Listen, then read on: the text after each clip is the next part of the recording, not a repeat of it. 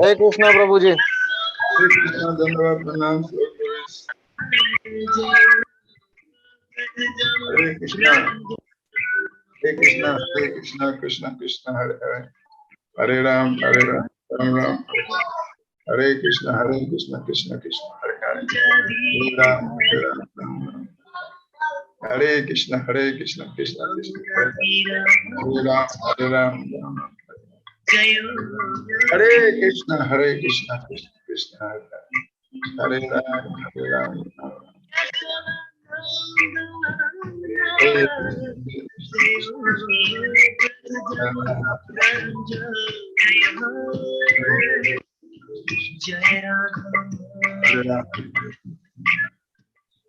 Hare Krishna, Krishna Krishna, Hare Ram, Hare Ram.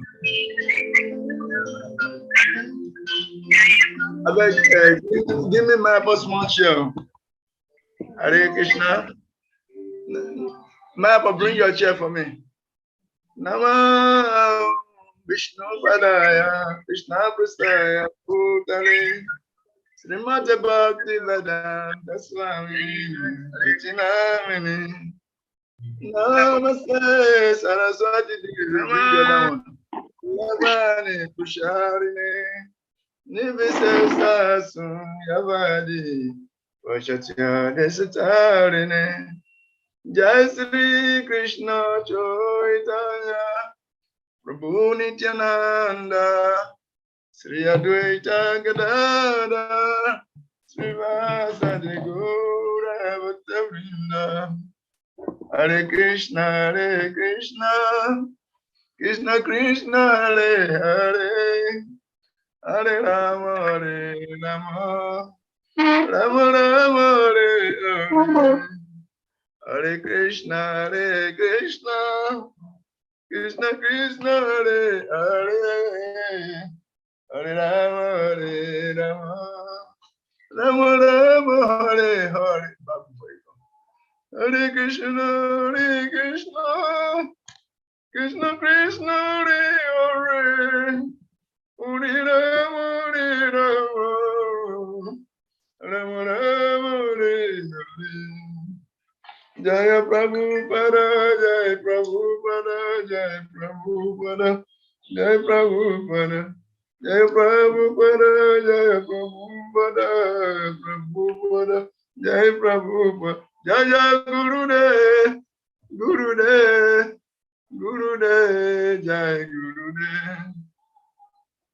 Nitagor Harimo, Harimo, Harimo, Gura Harimo. Jai Srila Prabhupada ki, Jai Srila Bhagavad-Gita ki, Jai Sri Bhakti Sastri ki, Jai. So, welcome everyone to today's Bhakti Sastri continuation of chapter 3. Chapter 3, we got up to verse 26, 25, 26. So, this session is talking about showing living by example, doing work as a matter of showing example. And we said that even great kings like Janaka, they were practical examples of those who did work to show example. Krishna and Arjuna fighting on the battlefield also was to show example. And Krishna said, if Arjuna did not fight, it's like going to produce Vana Sankara, because so many people are going to take advantage of his renunciation. And they say, even Arjuna, great Arjuna, renounced his duty. So many people will renounce their duties. And when that is done, it's a negative example. And they will follow it. There will be so much of irresponsibility on the part of the young men, and there will be Vana Sankara and breaking of religious principles. So it is not that if he fights, he is going to cause Varna Sankara. Krishna is refuting that is argument, that if he fights, he's going to create Varna Sankara by killing the elderly members of the family and all that. The young one abandon their religious duties. The women become unprotected. So Krishna said, no, it is if you do not fight, that is when you actually create Varna Sankara. So in all circumstances, you should fight. So in the verse 26, Krishna was saying that so as not to disrupt the mind of ignorant men attached to a future results of prescribed duties, a learned person should not induce them to stop work. Yes, rather by working in the spirit of devotion, he should engage them in all sorts of activities for the gradual development of Krishna consciousness.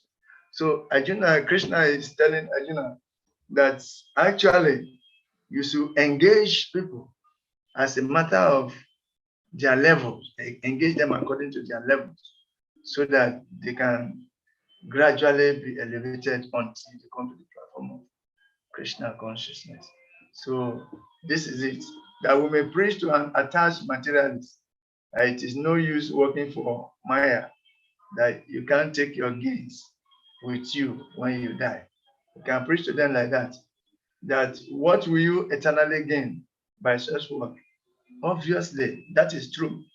But Krishna herein recommends an additional strategy that encourages those who are attached to use their work and its fruits for devotional service. Krishna again says that premature renunciation without spiritual realization, it leads to degradation. Okay? And that, yes, this verse describes how those with knowledge should relate to those without knowledge. That the person with knowledge should, by his example and words, encourage those who are attached to the result of their fruitful work to engage in Krishna service. That this is practical.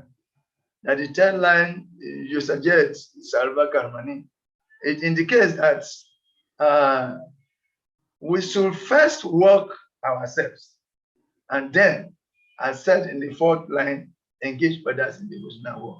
So a question arose yesterday that, okay, so why that there are devotees who have been practicing, they are not following some principle, so that means they are not fit to preach and distribute books, and because they themselves they are not following. So there was some suggestion that they can engage in those activities. That if somebody is, we're all in a dark room and somebody knows the door, and even if he is unable to get out himself, he's still willing to, he can point to the door, that is the door. And if somebody follows him, he can actually get out and save. So by the same token, one may not be a pure devotee yet, but it gives Srila Prabhupada's book. Srila Prabhupada is a pure devotee. By reading the book, the person can become a pure devotee. So other examples were given, that though that is not what we are encouraging, we also understand that once we practice and live by example, then preach by his personal example, that is actually more potent. But if, however, one has not attained that level of purity, he can still distribute books about Prabhupada, repeat exactly what Prabhupada, the pure devotees, have said. So by so doing, they can also, those people who listen to him can benefit from it. But that is not our preaching. We are preaching that we should live by example, and by our personal example, we should preach. That is more potent. Okay. Then we have already discussed 3 levels of work. Working only for the fruits, that is Kama Kanda. Establishing Krishna as the goal, yet remaining attached to the fruit, that is Sakama Kama Yoga. And also working but not being attached to the fruit, detached from the fruit, that is this Niskama Kama Yoga. That at the level of Sakama Kama Yoga, one will work and may offer very minimal percentage, maybe 2%, 5%, as his contribution to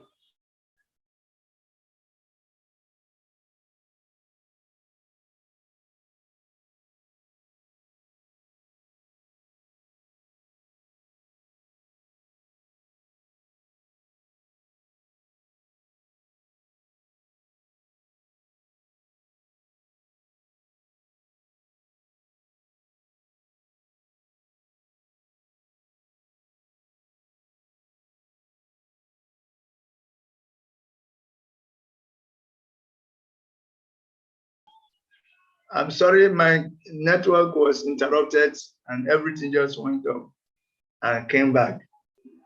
Everything went off and came back. I don't know how the magic happened. Well, maybe while trying to make me host, the thing went off. And I've gotten the message that now I am the host. So very soon I will open our slides, or maybe towards the end of the session, I will open the slides and we can see.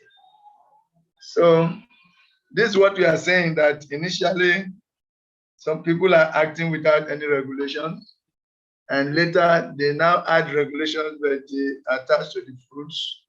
But when one becomes more advanced, it's working, but it's not all that attached to the fruits. Until one becomes so detached from the fruit that it can even offer 100%. You start enjoying that detachment. And that is the highest level, very close to pure bhakti. However, bhakti is independent of all these levels. Bhakti is completely independent. Anyone from any level can start bhakti yoga. Even the Vikamis, those who are on the platform of Kamakanda, they can directly start bhakti yoga. Those who are Satkama, they can also partake in bhakti yoga. And those who are Niskama Kama yogis can partake in bhakti yoga directly. That means there is no qualification needed for one to start bhakti yoga. From anywhere, you can just start. Bhakti yoga, that is the special mercy of bhakti yoga. Just by meeting devotees, you get the mercy of devotees, you start explaining to you, they connect you, can participate in our temple activities. And by that, you are directly involved. You take an elevator. You are trying to climb to the 10-story building top. But now here is an elevator. You just enter from the down floor, and you find yourself being taken to the top floor. So this is how the process of Krishna consciousness is so merciful and powerful. Bhakti is independent of karma and gain. But if somebody is doing Niskama Kama Yoga, it's actually very close to Bhakti. And by performing the Niskama Kama Yoga very nicely, then the knowledge, realized knowledge that you are not this body, will come out of, we attain it. It's like that realized knowledge is like fire in a wood. And the process of bringing out that fire in the wood is the activities of Niskama Kama Yogi, Bhagavad Arpita Niskama Kama Yogi. The fire is in the wood, but you must light, you must make some arrangements to ignite the fire. It is when the fire is ignited, when the wood is ignited, that the fire in the wood comes out. Originally, the fire is in the wood in a dormant form. But when you transfer that potential energy to kinetic energy, it is by the activities of Niskama Kama Yoga. So it is very important that everyone engage in Niskama Kama Yoga. And that's why Krishna himself is personally showing by example that Niskama Kama Yoga is important. So two men may be doing similar work, but each may be working with different consciousness. So superficially, it may appear that the work is the same, but the Sakama worker is attached to the fruits of his work and to the specific nature of the work he does. The Niskama worker is detached from the fruit of his work, but remains attached to the work itself. And the quality of work is measured by the attachments, the level of attachment that one has to the result. That is the measure of the quality of work. So the highest stage of work occurs when one is detached from the fruits of his work and from the work itself. That means he continues to work, but his impetus is simply devotional surrender to the guru, to the other, whatever the guru wants to do, is ready to do it. Not that you tell him to do this activity, say, no, I cannot do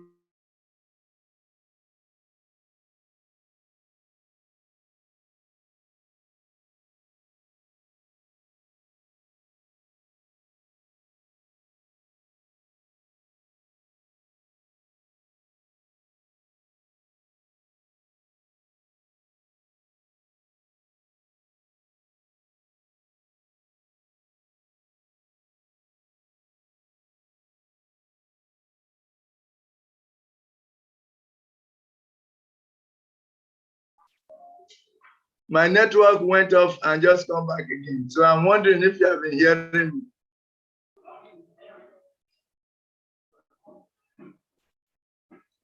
Do you have Hare Krishna? Yeah, we can hear you now, Prabhu. Am I being heard? Yes, you are audible, Prabhu. Okay, you hear me? Yes, Prabhu. Very good. I bet that this thing is too loud for us. Okay, verse 27.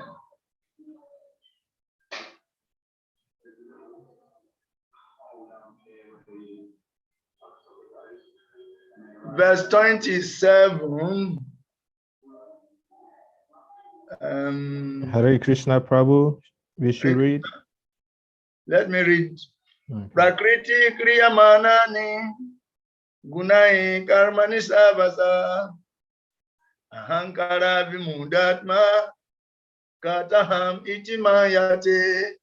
Read the translation and purport.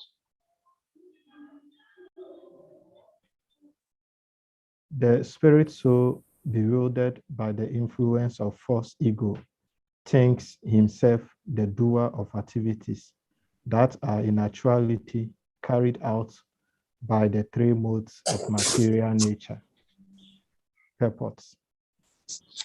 Two persons, one in Krishna consciousness and the other in material consciousness, working on the same level may appear to be working on the same platform, but there is a wide gulf of difference in their respective positions. The person in material consciousness is convinced by false ego that he is the doer of everything. He does not know that the mechanism of the body is produced by material nature, which works under the supervision of the Supreme Lord.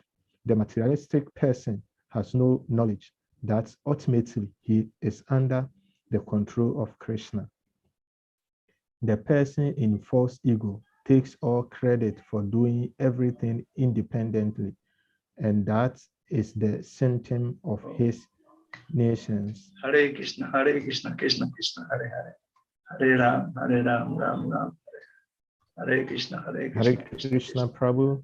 Hare Ram, Hare Krishna Prabhu, just please can you hear Hare me? Krishna, Krishna Krishna. Please, can you hear me? Prabhu. Hare Krishna. We can hear you. Oh, okay. The host was chanting, so I thought you were not hearing me. Okay, sorry, then I will continue. The person in false ego takes all credit for doing everything independently, and that is the symptom of his nuisance. He does not know that this gross and subtle body is the creation of material nature under the order of the Supreme Personality of Godhead. As such, his bodily and mental activities should be engaged in the service of Krishna in Krishna consciousness. The ignorant man forgets that the Supreme Personality of Godhead is known as Hirikisha, or the master of the senses of the material body. For due to his long misuse of the senses in sense gratification, he is factually bewildered by the false ego, which makes him forget his eternal relationship with Krishna. Hare Krishna.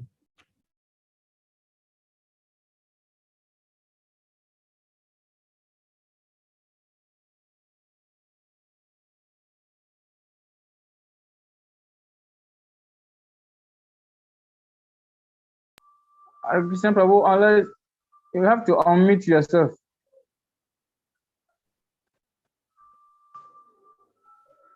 Hare Krishna. Yeah, Prabhu, you are audible now. We can hear you now. I'm constantly being interrupted by network. I don't know what's happening. But, it interrupts the flow of the whole thing. So, we can hear you now, Prabhu. Carry on.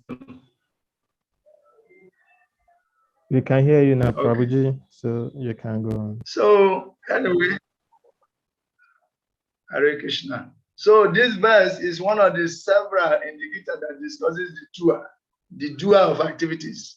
We always say there are 5 factors for any activity to be successful. There are 5 factors involved. One of the factors is the individual soul, who is considered the doer, character. The senses, the various endeavors, the super soul, these are all factors. But here is one of the verses that the doer of activity is being discussed, that is called character. Here, Krishna explained that why the foolish conditioned soul thinks himself to be the doer. The one accomplishing his work, he considers himself to be the doer. That means it is by his own effort that he's able to accomplish anything that he is doing. That depends on his own intelligence, his own energy, his own abilities, that he's able to do things. That such a person is considered one who is bewildered, who is under the influence of false ego. Okay, that the work is actually being carried out by the 3 modes of material nature, or the gunas. And Srila Prabhupada refers to an ultimate doer in his purpose, and that ultimate doer is the super soul.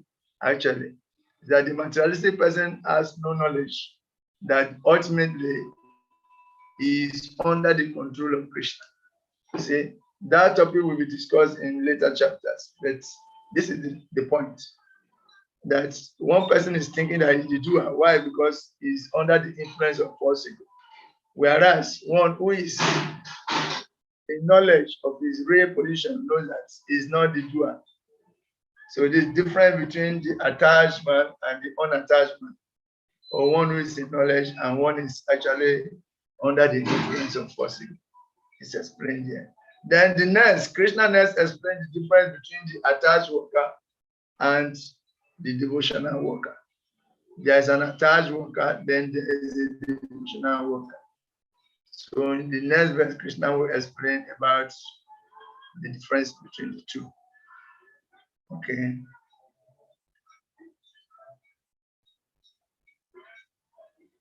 Verse 28.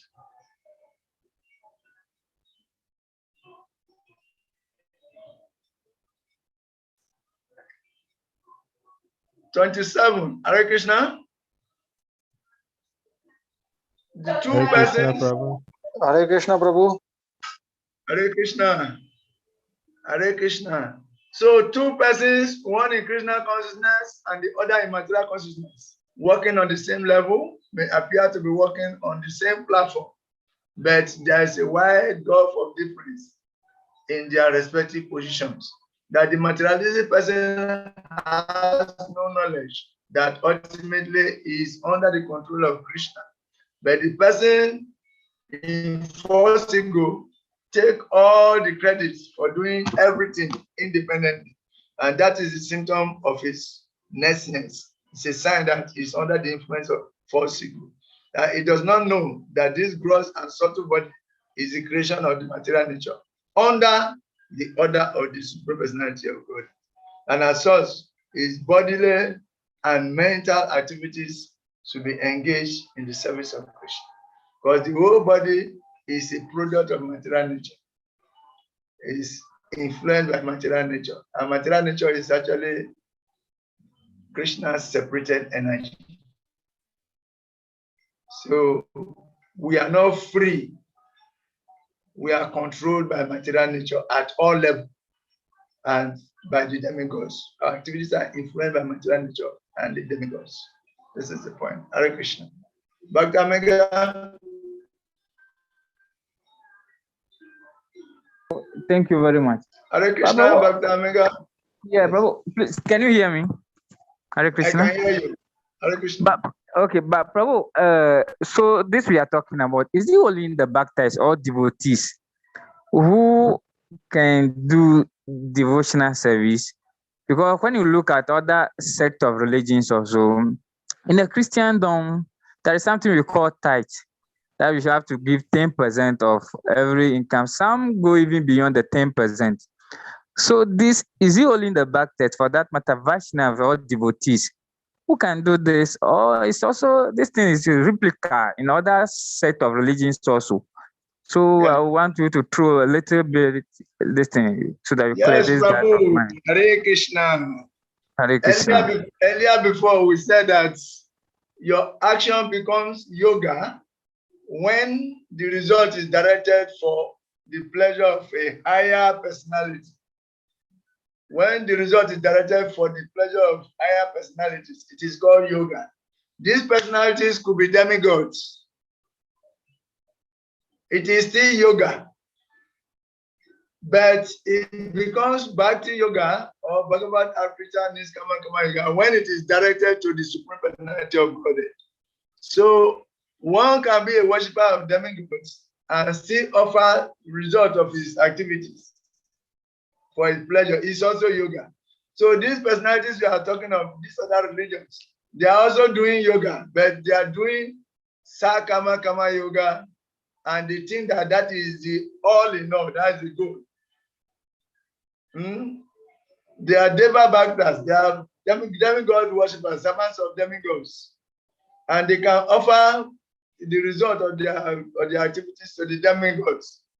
But offering to the demigods is different from offering to the supreme personality of Godhead. That makes the difference between a Bhakti yogi, you, and the other yogis.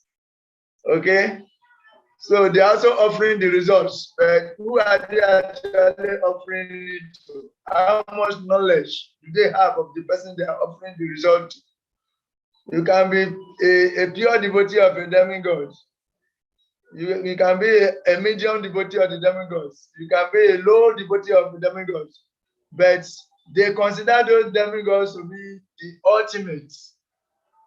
Therefore, even though they are doing some karma yoga, some kind of yoga, but it is directed to the pleasure of particular demigods. And who are the demigods? These demigods are various limbs and branches of the supreme personality of Godhead. So whereas they are offering to the demigods as the ultimate goal, the Bhakta is offering to Krishna, knowing fully well that Krishna is the root of all existence. You see the difference? The Bhakta waters the root. Why the non-Bhaktas, they water the leaves and the branches. They get some benefits, but on the level of profit and reward. It is not Bhakti yoga.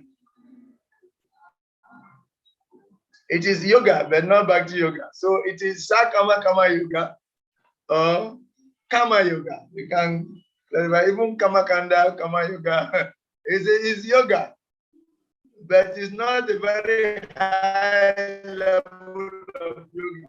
Okay? Why? Because the demigods are also devotees of somebody. If you see them as devotees of Krishna and you are begging for their mercy for you to become a better devotee of Krishna, is higher than when you consider the demigods to be the ultimate goal and you are working hard, offering your result with the expectation that they will bless you with good parentage, with a good bank balance, with good wife or husband. It is a level, but it's a lower level of yoga. Okay? If one is not on the level of Bhakti yoga, then their own level is also encouraged because it gives them a sense of surrendering to an authority. And that can elevate them gradually until they get the mercy of their devotees and they will also come to Bhakti yoga. Hare Krishna, Prabhu. Thank you, Prabhu. Yeah, so let's carry on. Hare Krishna, Prabhu. Hare Krishna. Thank you so much for your wonderful explanation. However, I have a question to ask. In the purport we just read, Prabhupada said, Krishna is the master of the senses, meaning that he controls our senses. Now, I want to know, how does Krishna do this? Because if he is the controller of our senses and I use my senses in a wrong way, then Krishna should be blamed for that act because he is controlling everything. So I want to know, how does he do this? Thank you so much. Hare Krishna. Is the ultimate controller of the senses, that you are the immediate controller. So what you choose to do with the senses, that is you. But in actuality, the senses should be engaged in satisfying his senses. So ultimately, he is the controller. Some people don't know it.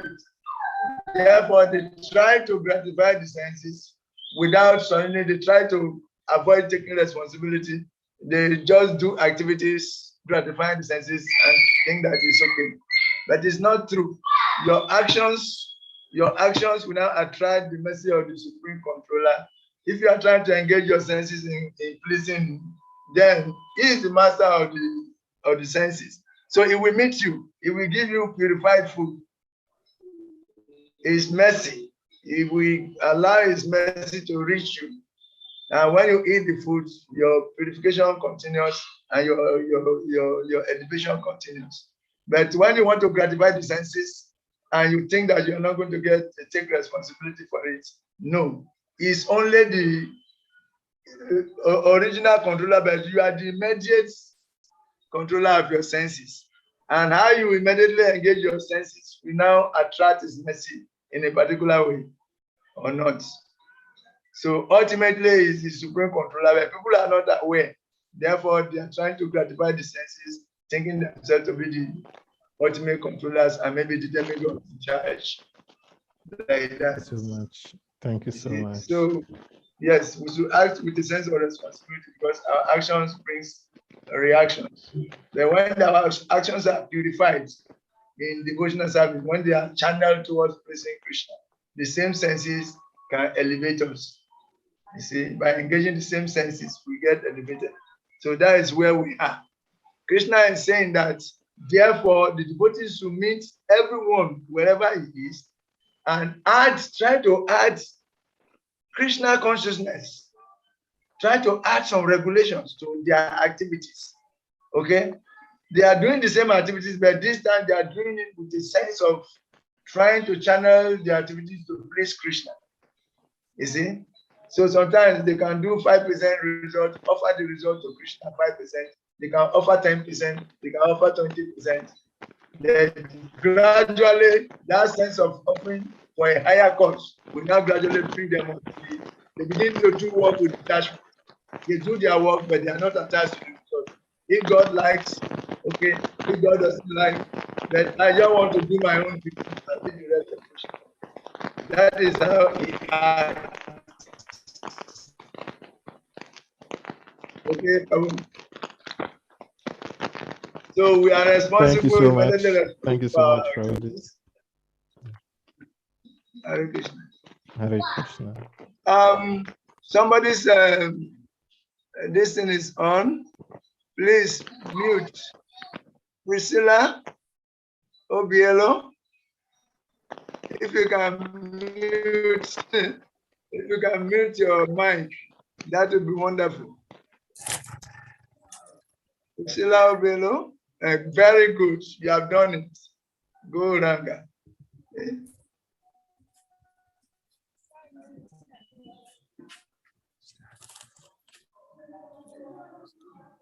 Go, Ranga. To verse 29. Or, wait, we are in 28, isn't it? Yes, 28. Okay. Yes, please, 28. Yes. Tatwavit to Mahabaho Guna Karma Bagayo Guna Gune Subatanta Iti Matwa Nasajate. Please read. One who is knowledge of absolute truth, O mighty arm, does not engage himself in the senses and sense gratification, knowing well the difference between work in devotion and work for fruitive results. Purport. Should I read the purport also? Yeah, read the purport. Is it very long? No, no. Okay, read it. The knower of absolute truth is convinced of his acquired position in material association. He knows that he is part and parcel of the Supreme Personality of Godhead, Krishna, and that his position should not be in the material creation. He knows his real identity as part and parcel of Supreme, who is eternal bliss and knowledge. And he realized that somehow or other he is entrapped in the material conception of life. In his pure state of existence, he is meant to dovetail his activity in devotional service to the Supreme Personality of Godhead Krishna. He therefore engaged himself in the activities of Krishna consciousness and become naturally unattached to the activities of material senses, which are all circumstantial and temporary. He knows that his material condition of life is under the supreme control of the Lord. Consequently, he is not disturbed by all kinds of material reaction, which he considered to be mercy of the Lord. According to Srimad Bhagavatam, one who knows the absolute truth in three different features, namely Brahman, Paramatma, and the Supreme Personality of Godhead, is called Tattvavid. For he knows also his own factual position in relation with the Supreme. Okay, thank you very much. This verse discusses a tattwa bit. A tattwa bit. Srila Prabhupada writes in his purport that the knower of the absolute truth is convinced of his awkward position in material association. He knows that he is a part and parcel of the Supreme Personality of God, Krishna, and that his position should not be in the material creation. He knows his real identity as a spirit soul, part and parcel of Krishna. That he knows his real identity as part and parcel of the Supreme, who is eternal, who is blissful, and who is full of knowledge. And he realizes that somehow or other is entrapped in the material conception of life. In his pure state of existence, he is meant to dovetail his activities in devotional service to the Supreme Personality of God.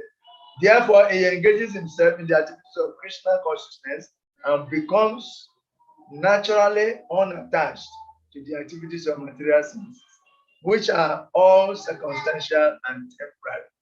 He knows that his material condition of life is under the supreme control of the Lord.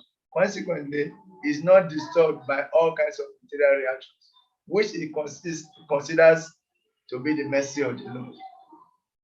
According to Srimad Bhagavatam, one who knows the absolute truth in three different features, namely Brahman, Paramatma, and the Supreme Personality of Godhead, is called Tattvavid. For he knows also his own factual position.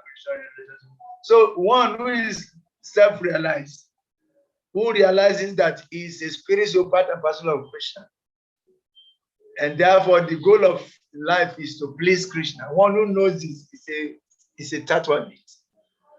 So in other words, we are all expected to become Tattvavids. Devotees are supposed to be Tattvavids. All of us. This is the expectation. Some are already there.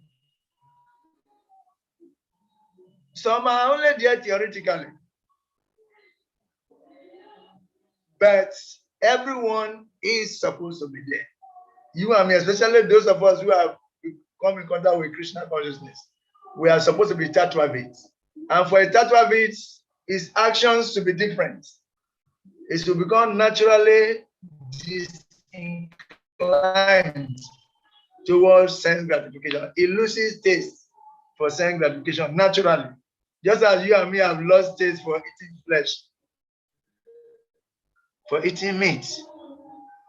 It loses taste naturally for sense gratification of any sort.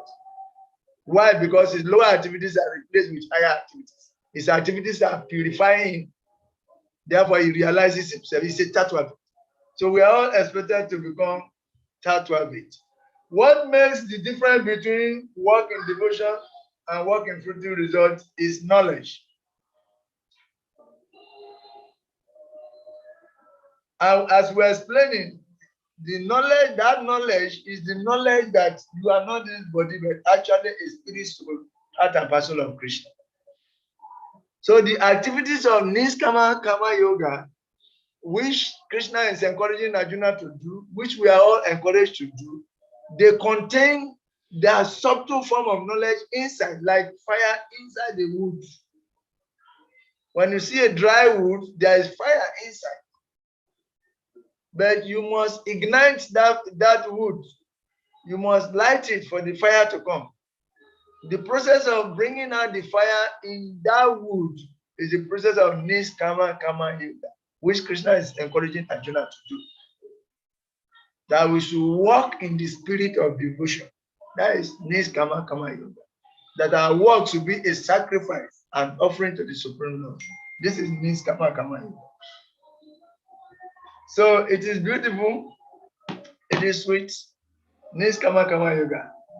So the Tattva bit, or Noah or the absolute truth, according to Srila Vishwanatha Chakravarti Thakur, thinks. This is thinking, the mental culture of a Tattva bit. The mental culture of a Tattva bit. I am not a guna of a guna.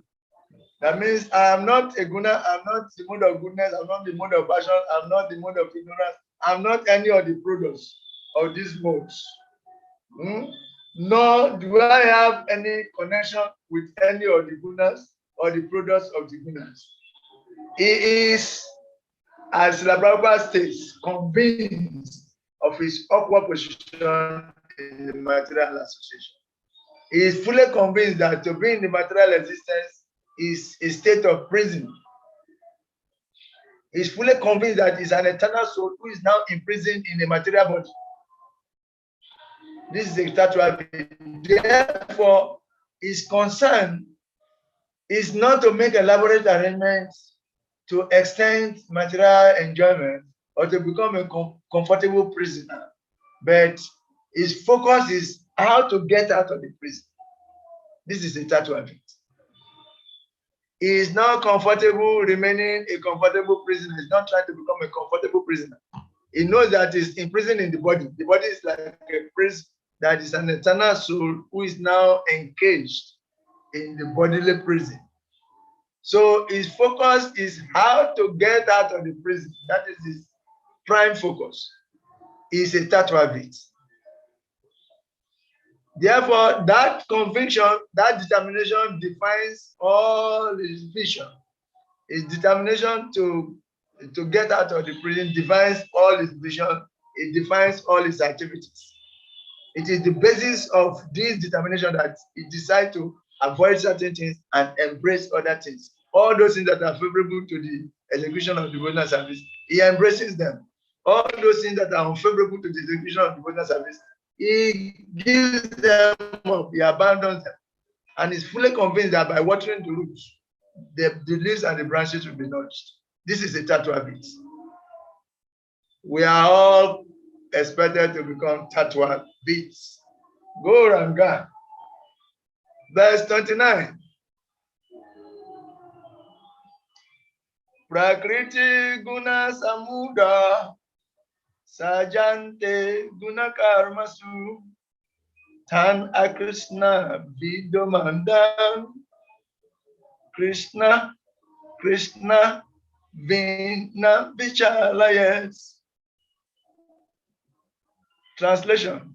Bewildered by the modes of material nature, the ignorant fully engage themselves in material activities and become attached, but the wise do not unsettle them, although these diseases are inferior due to the performance lack of knowledge. purport.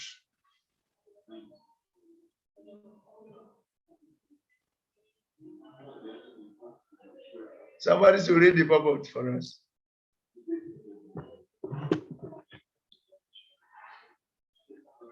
Priscilla Obielo, can you read the purport for us?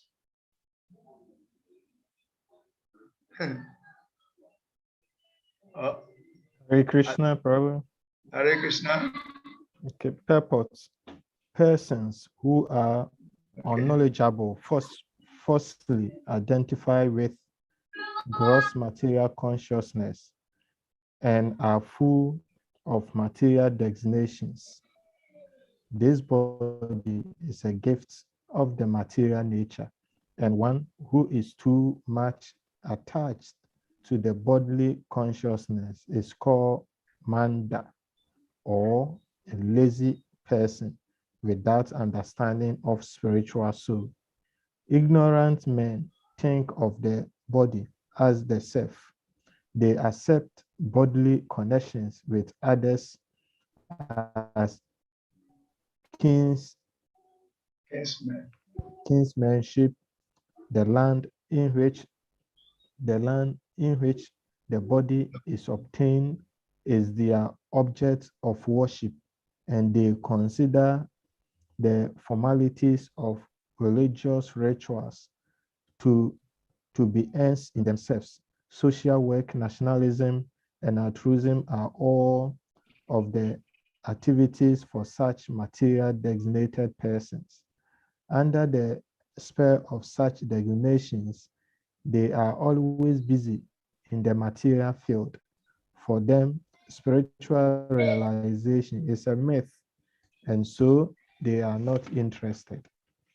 Those who are enlightened in spiritual life, however, should not try to agitate such materially engrossed persons. Better to prosecute one's own spiritual persons, may be engaged in such primary moral principles of life as nonviolence and similar materially benevolent work. Men who are ignorant cannot appreciate activities in Krishna consciousness, and therefore Lord Krishna advises us not to disturb them and simply waste valuable time. But the devotees of the Lord are more kind than the Lord because they understand the purpose of the Lord. Consequently, they undertake all kinds of risk, even to the point of approaching ignorant men to try to engage them in the acts of Krishna consciousness, which are absolutely necessary for the human being. Hare Krishna. Hare Krishna. So, this is very, very important. The ignorant men, we have mercy for them, but we have to be very careful because they can't understand Krishna at their point.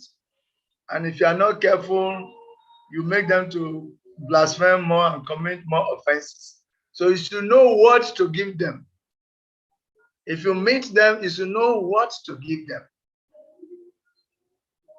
You should know, you should just preach general principles to them. Don't tell them deep things yet. Just try to give them something that will make them become proper human beings. You see? That's why Gyana Chachu's Prabhu's type of preaching is very, very important. It is called bridge making. Understand? You know their level, but you don't just give them the food. In a good teacher will know what to give to a child. He knows what to give to an adult. Therefore, he gives them accordingly.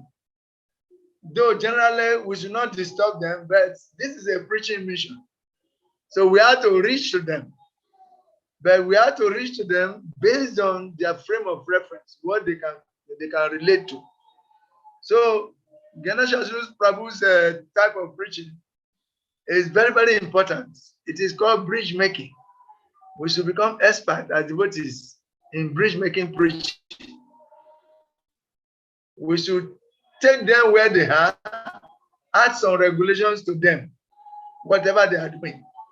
And that's what the Prophet said, rather than pushing one who lacks knowledge to renounce his false activities, the wise will engage him in activities that will lead to knowledge. He will give some regulations, add some regulations to where he is, so that he can be gradually elevated. So this type of bridge-making preaching is very much required in Kali Yuga now. Very much required. And you can see how successful Gyana Shashu Prabhu has become in that kind of preaching. Indeed, a devotee's mood in approaching such person is self-sacrificing and compassionate, as the Prabhupada reveals in his purport. Men who are ignorant cannot appreciate activities in Krishna consciousness. Therefore, Lord Krishna advises us not to disturb them and simply waste valuable time. But the devotees of the Lord are more kind than the Lord because they understand the purpose of the Lord. Consequently, they undertake all kinds of risks, even to the point of approaching the ignorant men to try to engage them in the act of Krishna consciousness, which are absolutely necessary for the human being. So when he said devotees of the Lord are more merciful than the Lord himself, it doesn't actually mean they are more merciful, but they know the purpose of the Lord. So they devise means to present Krishna consciousness to different level of people according to what they can take, according to what they can relate to. So this is called bridge making preaching. So it's very, very, very important. Sometimes devotees make restaurants. And in the restaurant, practical example, they make prasadam. The prasadam is offered. These people cannot take philosophy now at their level. So they give them prasadam in the form of restaurant food, those who want to eat. Nice preparation, offer it to the Lord and give it to them. And along the line, as they are eating the prasadam, sometimes when they see that somebody is like intelligent, they give him some books. When somebody is not antagonistic, they give him some books. And in this way, gradually, they get connected. They get connected to the mercy flow of the Lord. So this is why they say devotees are more merciful than the Lord himself. Even though the Lord says they should not give Krishna consciousness to people and waste time, because the people are so dull-headed, they still devise means to reach those people because they know the purpose of the Lord. The Lord wants them to be elevated gradually. So they give some purificatory activities to them, give some regulations to what they are doing, and devise means, organize some programs like yoga, whereby they teach until they begin to teach Bhakti yoga. Those who are interested in restaurants, they make Govinda restaurants and they are giving prasadam without the people knowing that is prasadam they are taking. Then they add some pamphlets along the line. They arrange some programs that the people can appreciate. Then from there, gradually So Gyana Shashu Prabhu's preaching, type of preaching, is very, very important. We need it so much now. In fact, I think devotees should train how to preach like that, so that we can be able to reach this book wherever they are and gradually bring them on board to perform Krishna consciousness. That would be glorious. The end justifies the means in this case. And for certain detachment from an unqualified person may lead him to worse conditions if without positive work in Krishna consciousness. Where to? So if we just hammer, you go back again. if we just hammer on detachment, Yes. big philosophy, we may discourage them entirely and they even become offensive. But when we package it very nicely and encourage them to do that, the work they are doing, and at the same time channel their activities, teach them how to channel their activities to pleasing Krishna, they will follow us. And when purification takes place, they will definitely be more devotees. So, while the past several verses have stressed Niskama Kama Yoga, detached work, the next verse describes Bhakti. All the previous verses we have been describing Niskama Kama Yoga, working with the spirit of detachment. But now the next verse is going to describe Bhakti. We are arriving at the present of Bhakti. So verse 30. Mayi sarvani karmani sanyasya dhyatma chetasa nirasi nirmamu bhutva yudhyasva vigata dwara.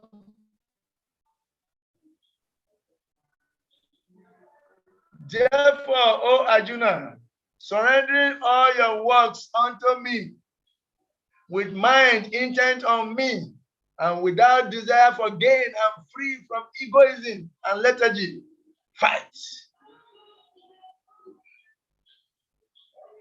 So, Krishna orders Arjuna to fight, but it also describes the consciousness in which Arjuna should do the fighting. He ordered Arjuna to fight, but he also ordered him to fight in a particular way, the consciousness with which he should fight. So this is what is very, very important. Without desire for profit, that is the consciousness. Is to fight with the consciousness that is detached from the desire for profit. Without desire for profit, is to fight. Yes, without desire for profit and with no claim to proprietorship. Don't think yourself to be doer of these activities and do not desire profit, but just fight as a matter of duty. This is the spirit of devotion. This is Bhakti. Fight as a Bhakti. I want to please Krishna. I want to please God. So in that way, do your duty. So this is Bhakti. Krishna is introducing to Arjuna now. That please, two things. You should fight without desire for profits and also with no claim to proprietorship. It indicates freedom from the mode of passion. Because action and reactions are on the mode of passion. But say, rise above the mode of passion. Even goodness. And become transcendental. Come to the transcendental plane where you only work for me without any consideration for profit and loss, attachment or aversion or any, just work as a matter of duty for my satisfaction. This is Bhakti. Okay? Free from lethargy. Hints of freedom from ignorance. Knowledge of the difference between the soul and the body is simply born on the mode of goodness. Sattva sanjayate jnanam. It is from the mode of goodness that real knowledge develops. So come to the mode of goodness, at least. Because it is from the mode of goodness that real knowledge develops. So raise yourself up from the mode of passion to the mode of goodness and work as a matter of duty. Okay, so this is what Krishna is telling Arjuna to do. But full knowledge is beyond goodness. Yes, full knowledge is beyond goodness and it's transcendental to all kinds of goodness, activities in goodness, because goodness also binds. So when you come to the goodness, you start acting and come beyond to pure goodness, as it indicates knowledge of the soul's eternal relationship with Krishna. So come to the pure goodness means you should walk as a matter of I am eternal spirit, soul, heart and passion of Krishna. So the path's duty is to serve the world. Come to the level of pure goodness. Raise your level from level of passion to goodness, from goodness to pure goodness. And in that pure goodness, act for my pleasure.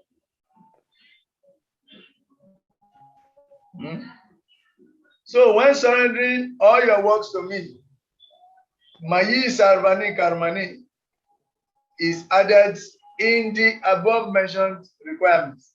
Arjuna's Niskama Karma, fighting in goodness, becomes Bhakti Yoga when it is directed to pleasing Krishna. Detached work done in devotion for Krishna's pleasure. This is what Krishna is telling him to do. Do your detached work for my pleasure. Let it become Bhakti. So in that spirit, fine. So Krishna is introducing Arjuna to Bhakti Yoga in this particular text. Although Krishna has often requested Arjuna to act on the platform of detachment and duty, he now reveals his actual desire that Arjuna fight with devotion. So Srila Prabhupada explains further. This verse clearly indicates the purpose of the Bhagavad-Gita. The purpose of the Bhagavad-Gita is to elevate mankind from the necessity of material existence. That is the purpose of the Bhagavad-Gita, if you can remember.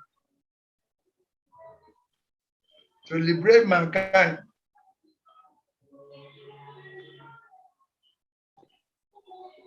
from the necessity of material existence. So this is the actual purpose of the Bhagavad-Gita.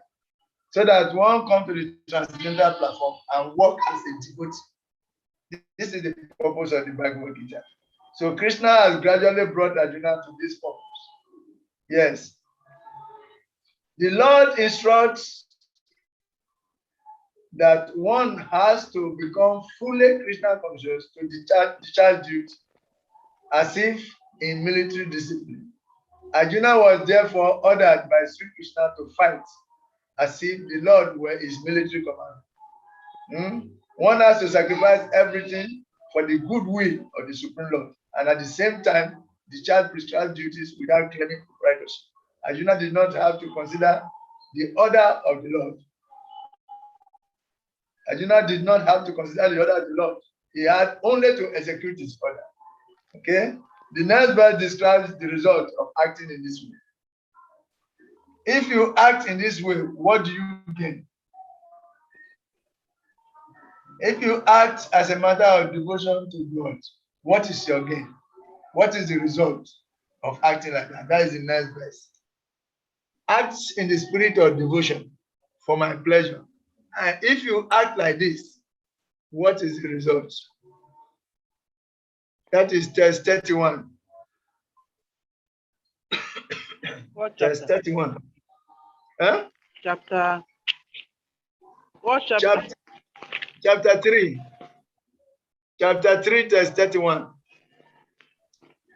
Ye me matami damityam anutistanti manavaha Shradavanto manusyanto muchiante te apikarma bihi.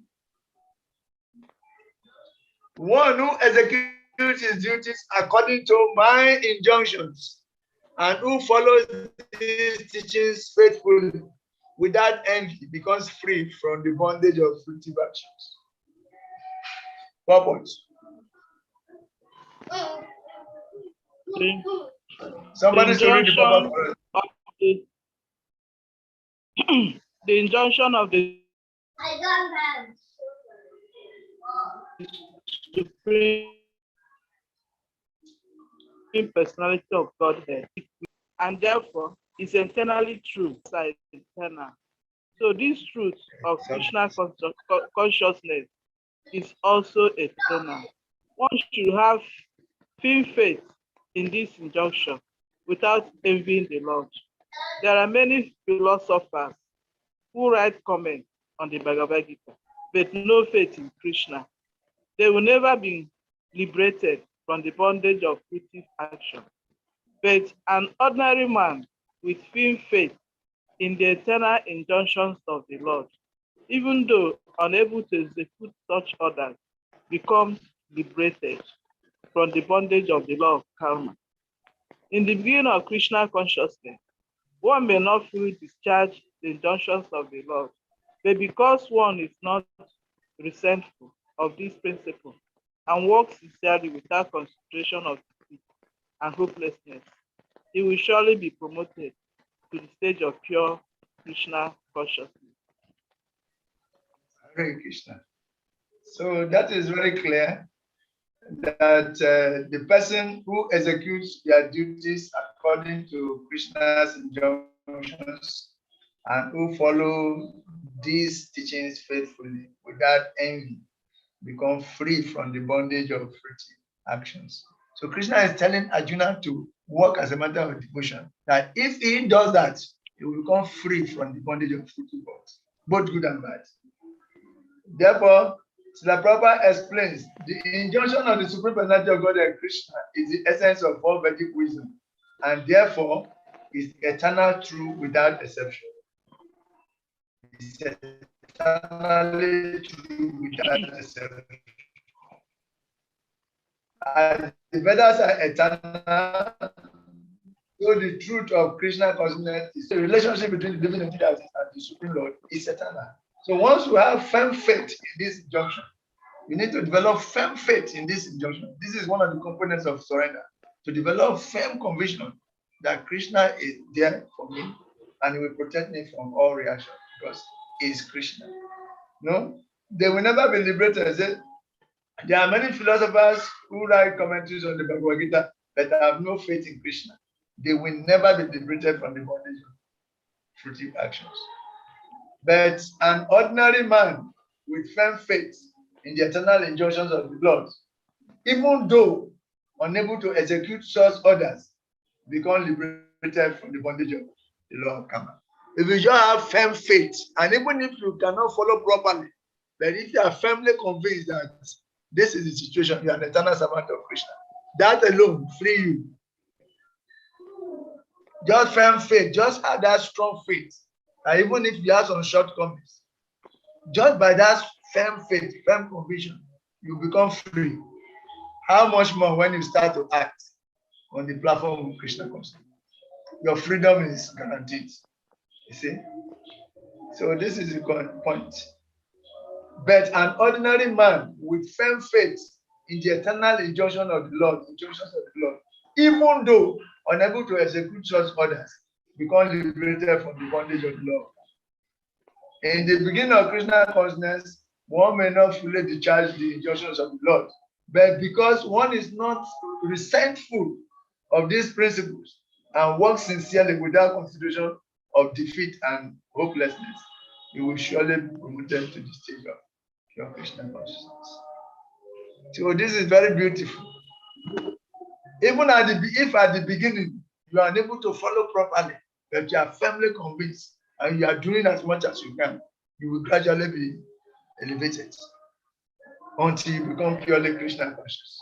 So in this verse, Krishna spoke of the faithful, knowledgeable, non-envious person. Three components: faithful, knowledgeable, non-envious person. Yes. In text 32, we hear the defects of not developing those qualities. In text 32, we see the defects of not developing these qualities, these three qualities: faith, knowledge, and freedom from envy. What is the result if you don't develop these qualities? Text 32. Yetuetat abhyasuyanto nanuti me madam sarvagyanam vimudam stans vidinastan achetasa. But those who, out of envy, disregard these teachings and do not practice them regularly are to be considered bereft of all knowledge, befooled, and doomed to ignorance and bondage. Baba. Hare Krishna, Prabhu. Hare Krishna. Hare Krishna. Hare Okay. Krishna, Prabhu. The flower of not being Krishna conscious is clearly stated herein. As there is punishment for disobedience to orders of the Supreme Executive Head, so there is certainly punishment for disobedience to the order of the Supreme Personality of Godhead. A disobedient person, however great he may be, is ignorant of his own self and of the Supreme Brahman, the Paramatma, and the personality of Godhead, due to the vacant heart. Therefore, there is no hope for the perfection of life for him. Hare Krishna. Hare Krishna. So, No hope. cannot hear it. I think you can see the consequences clearly. No hope. But those who out of envy disregard these teachings and do not follow them are to be considered bereft of all knowledge, befooled, and ruined in their endeavor for perfection. That on the one hand, success, on the other hand, ruination, that is Arjun's choice. You either follow this and get knowledge and get liberated, or you disregard it and get ruined. The choice is yours. This is what Krishna is saying. The questions arise according to Bhagavad-Gita devotional. Why do people who transgress your desire not fear punishment from you? As criminals, you fear punishment from the king. Krishna answers in the following verse. Why do people who transgress your desire not fear punishment from you? As criminals, you fear punishment from the king. Krishna answers in the next verse, which is verse 33. Sadrisam chestase swasya prakriti jnanava api prakritim yanti bhutani nigraha kim karishyati. Even a man of knowledge acts according to his own nature, for everyone follows his nature. What can repression accomplish? Maya, despite one's intelligence, is invested with the potency to push a conditioned soul away from Krishna consciousness. Okay?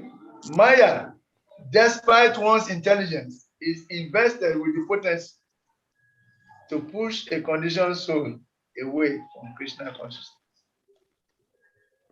However intelligent one is, Maya is very potent. It can push somebody away from Krishna consciousness. Maya is very powerful. That's why you cannot confront Maya, but you have to surrender to the master of Maya. This is the formula. Machita sarvata organi, ma prasada tarishas, attached to one ahankara nasrushasi vinashas. If you do not take shelter of Krishna, you can easily be pushed away by Maya. Yes, Maya is very potent. Even if you are intelligent, your intelligence can be that. The next sloka answers the question.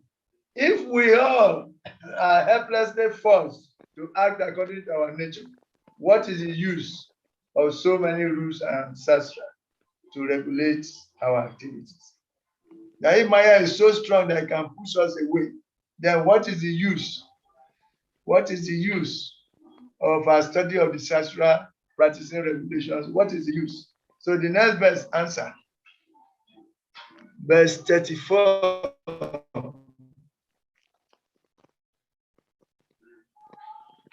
Verse 34.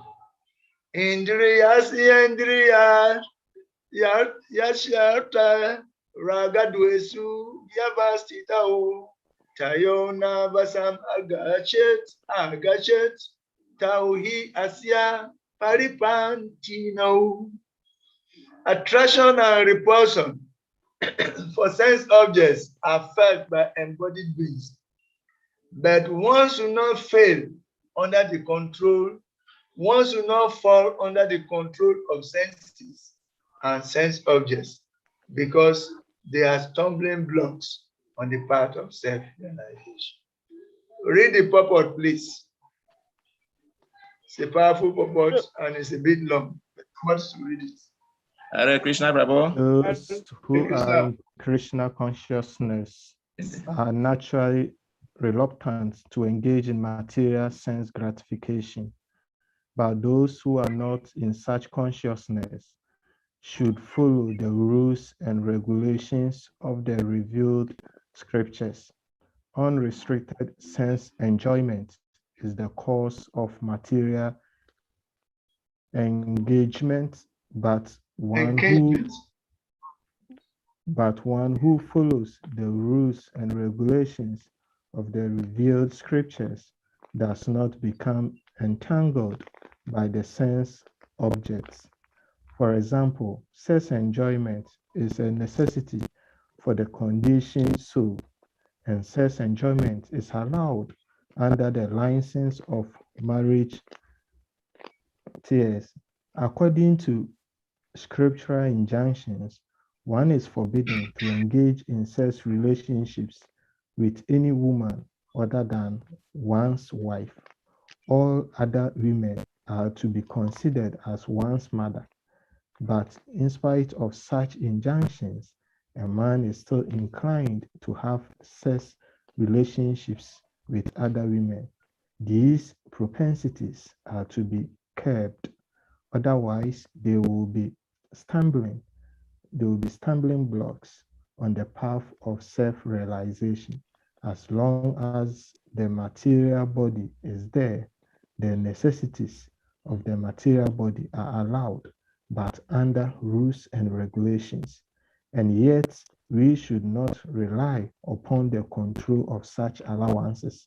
One has to follow those rules and regulations unattached to them, because practice of sense gratification and the regulations may also lead one to go astray, as much as there is always the chance of an accident, even on the royal roads.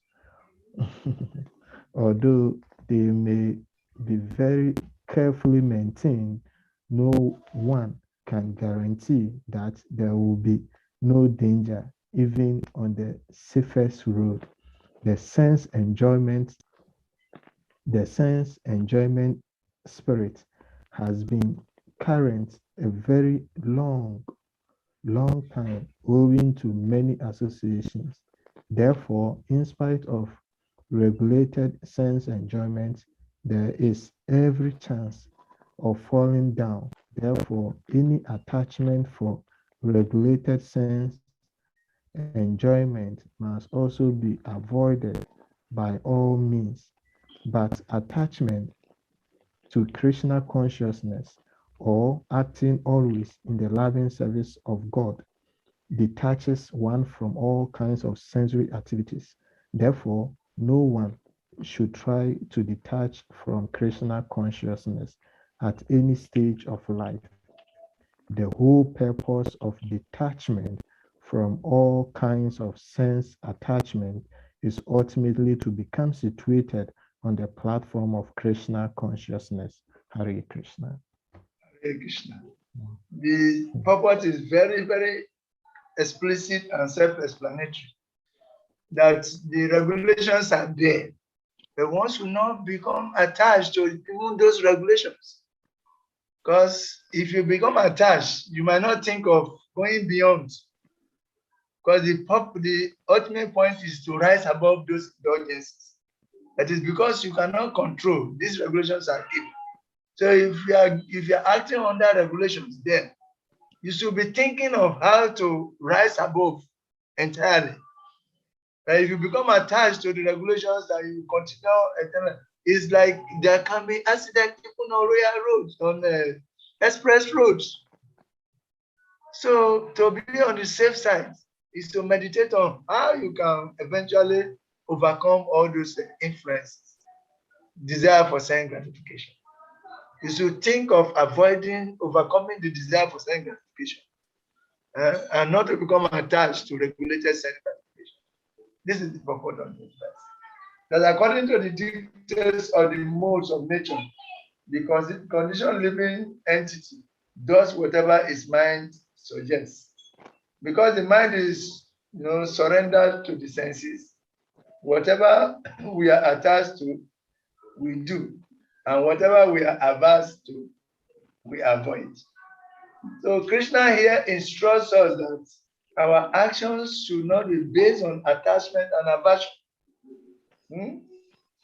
which are stumbling blocks on the path of self-realization. This over-attachment to rules and regulations is a stumbling blocks on the path of self-gratification. These two polarities should be avoided. There should be a synthesis of the two There should be a middle point. And that middle point, that equilibrium point, is to be so engaged in Krishna consciousness that you can nourish that desire to avoid sense gratification altogether and eventually avoid it. Because sense gratification, regulated sense gratification, is like going on an express road. But that express road, there could still be accidents. So you should try to focus on rising above sense gratification entirely and don't be stopped in doing it regulated way. You are doing regulated way, eventually you should rise above sense gratification entirely. The senses are attracted to the pleasures of this world, especially sex. And those bought by wealth, they are repulsed by holy places, fasting, selflessly following our spiritual master, and other items that limit sense enjoyment. Sastra directs us to sift our attachment and aversion away from sense gratification by encouraging us to perform our duty with the ultimate aim of acting only for Krishna's pleasure. We should focus on acting only for Krishna's pleasure. Though we are following regulations on the different ashrams, we are following because that will keep us somehow or the other regulated. But the real focus will be how to give up sense gratification entirely. See, that will be the focus. The Sastra directs us to sift our raga and dvesa away from sense gratification by encouraging us to perform our duty with the ultimate aim of acting only for Krishna's pleasure. Okay?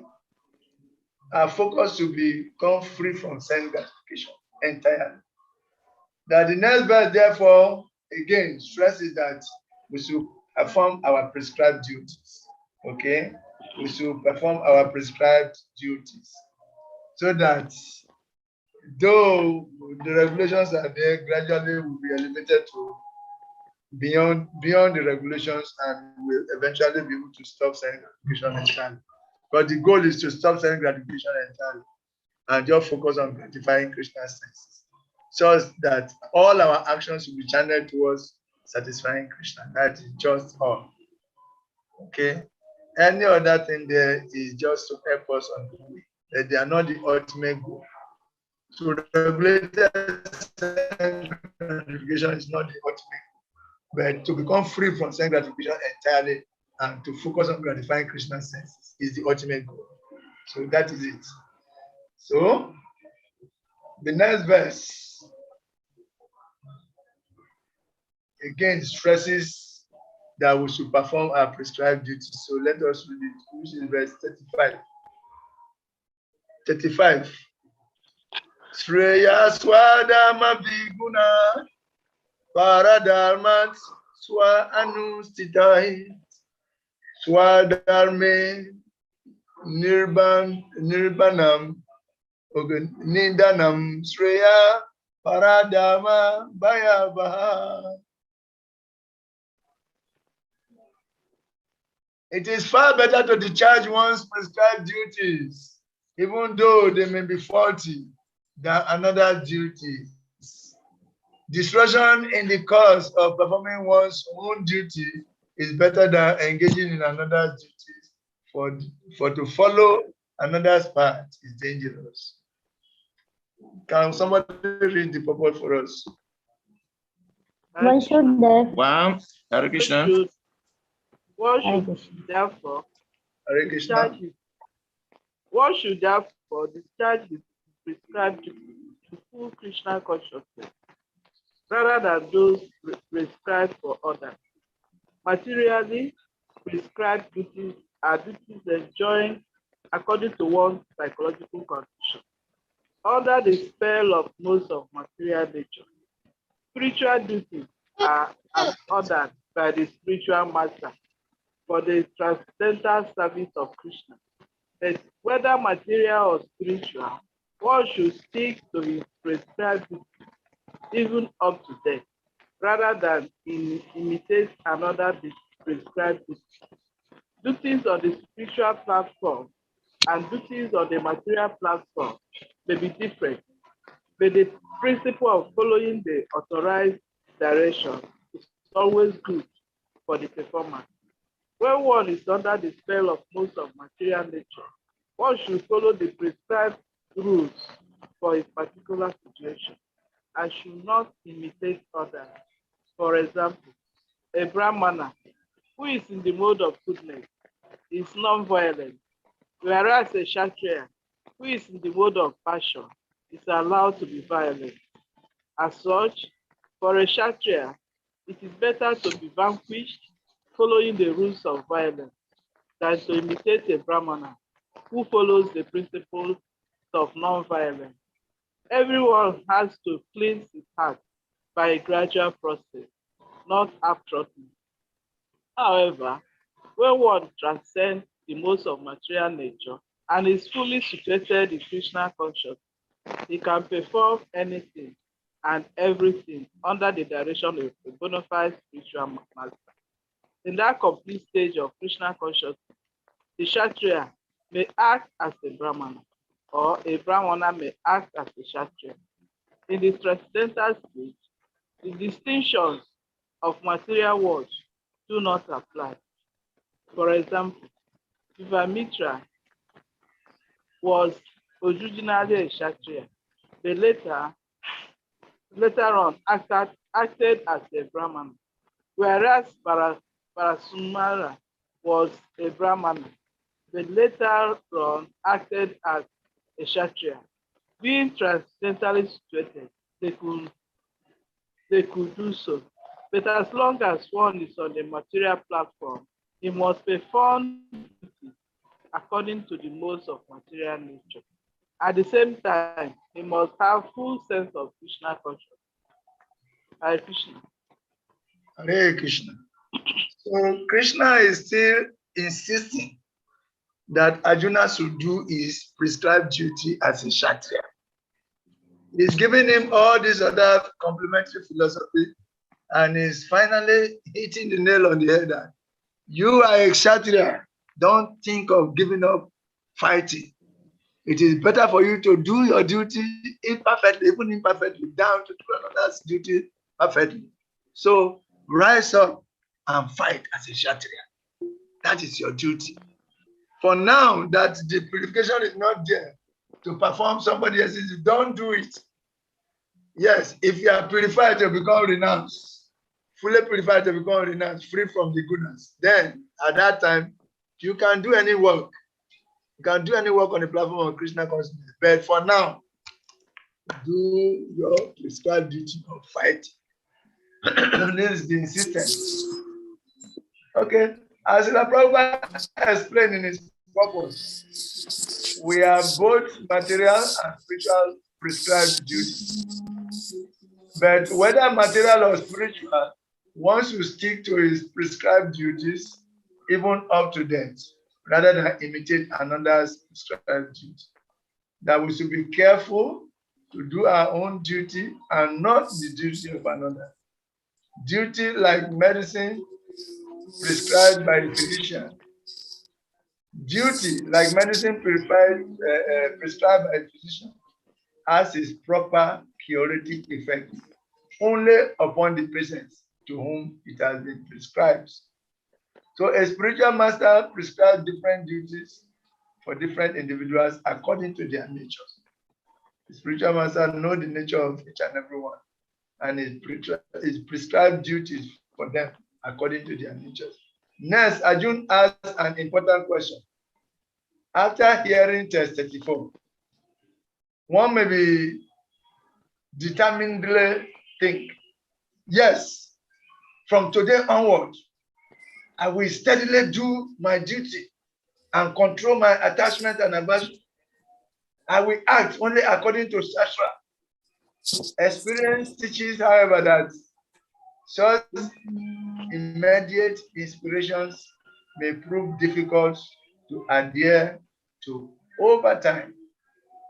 That Arjuna, being aware of reality, asked the following question.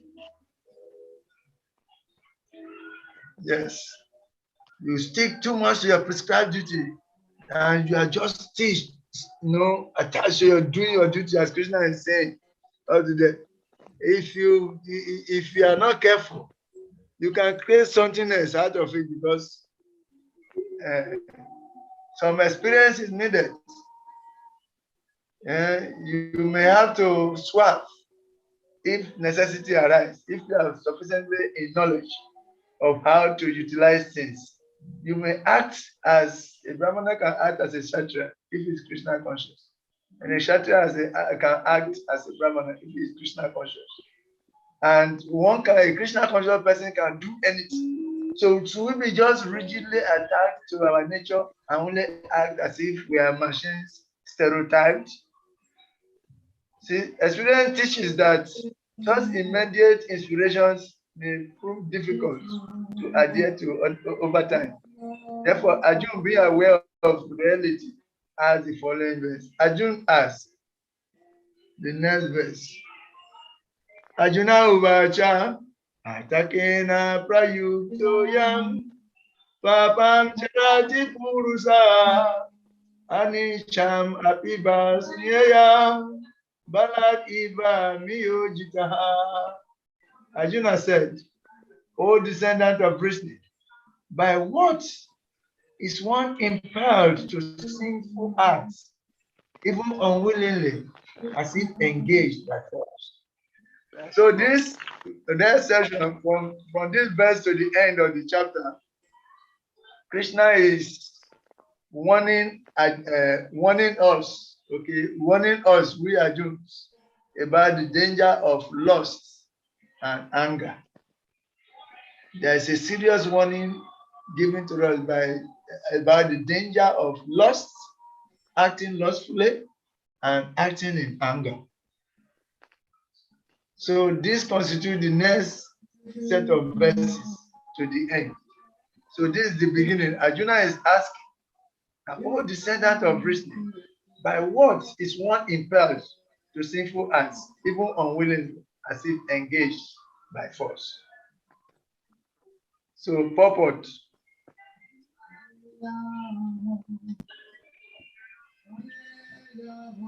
Please read the purport. George Amenga, you want to read for us?